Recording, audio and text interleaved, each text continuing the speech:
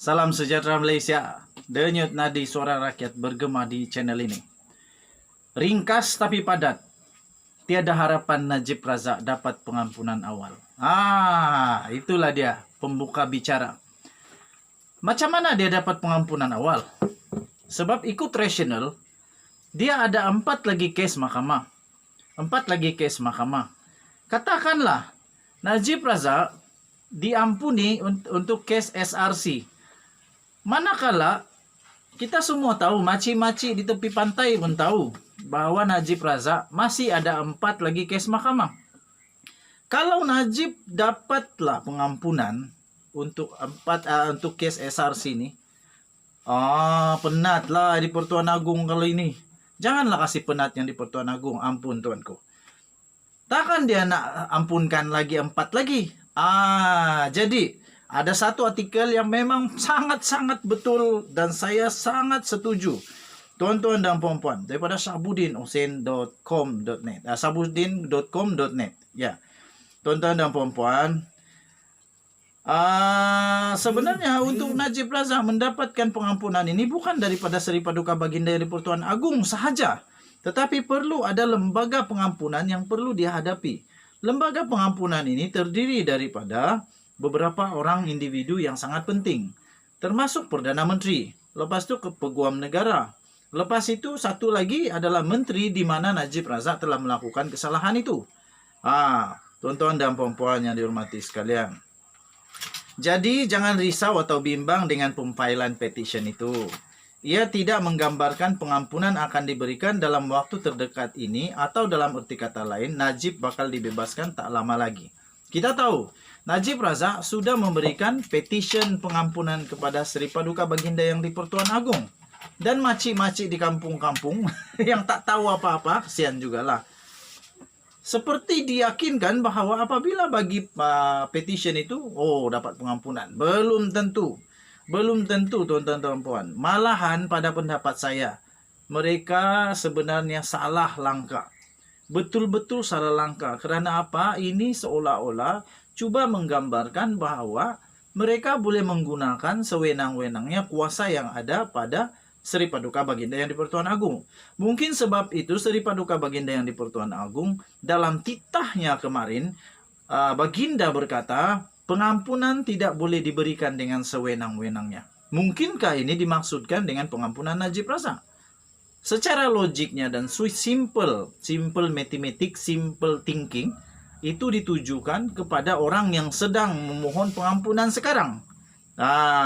Tuan-tuan dan puan-puan, peruntukan perlembagaan menetapkan begitu, iaitu jika ingin memohon pengampunan diraja bagi mengelak status ahli parlimen terlucut, ia hendaklah dilakukan dalam tempoh 14 hari.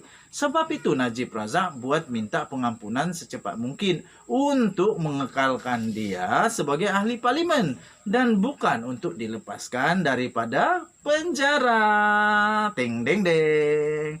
Berkaitan dengan kes Najib secara khususnya, memberi pengampunan diraja dalam waktu terdekat turut terhalang. Makcik-makcik, pakcik-pakcik, kena faham ya, undang-undang Malaysia tidak macam undang-undang di rumah saya, bukan. Hari ini saya marah anak saya, besok saya sudah ampuni. Bukan macam begitu ya. Undang-undang di negara Malaysia ada prosedur dia. Jadi untuk berkenaan dengan kes Najib ini, pengampunan diraja pada waktu terdekat ini terhalang kerana beliau masih lagi mempunyai 4 kes lagi yang sedang dibicara. 4 kes itu adalah 2,3 bilion penyelewengan dana 1MDB. Pertama. Nombor 2, salah guna kuasa yang meminda audit laporan audit. Ketiga, pecah amanah kepada harta kerajaan Malaysia bernilai 6 bilion. Wah!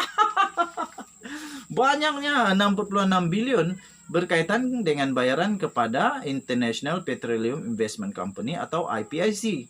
Dan yang seterusnya adalah pengubahan wang haram yang melibatkan dana SRC sebanyak 27 juta. Kita tahu sudah 42 juta masuk penjara. Jadi ada 4.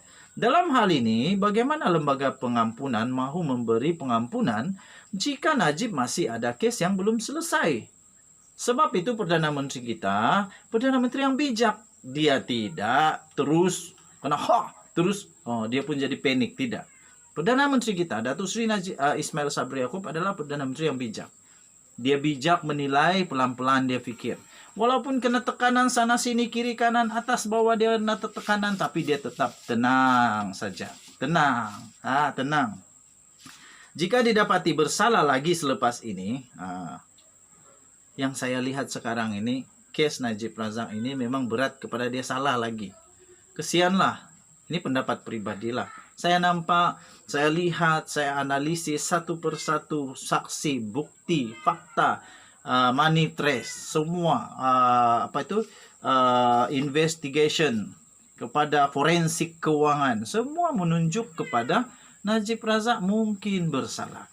Jadi kalau dia bersalah lagi, jika didapati bersalah lagi kepada semua kes yang dihadapinya 4 tadi itu, sedangkan pengampunan hukuman berkaitan SRC International, katakanlah sudah diberikan,